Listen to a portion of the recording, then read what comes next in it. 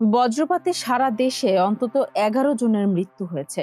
১৮ April শনিবার ধান কাটা ও মাছ ধরার সময় এই আকস্মিক দুর্যোগে প্রাণহানি ঘটেছে সুনামগঞ্জ, রংপুর, ময়মনসিংহ, নেত্রকোনা ও হবিগঞ্জে। এছাড়া বজ্রপাতে আহত হয়েছেন আরও কমপক্ষে ১৪ জন।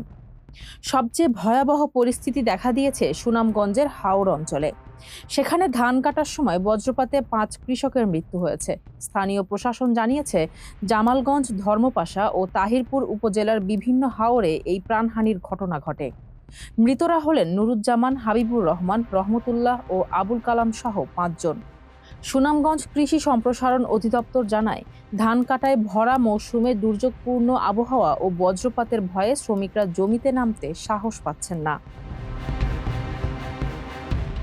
এদিকে রংপুরের মিঠাপুকুরে বিলে মাছ ধরার সময় বজ্রপাতে মিলন রায় ও আবু তালেব নামে ২ জেলের মৃত্যু হয়েছে।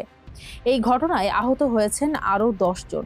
একই দিনে ময়মনসিংহ, নেত্রকোনা ও হবিগঞ্জ জেলায় আরও ৪ জনের মৃত্যুর খবর পাওয়া গেছে। নিহতদের পরিবারকে দ্রুত সরকারি সহায়তার নির্দেশ দিয়েছে স্থানীয় প্রশাসন।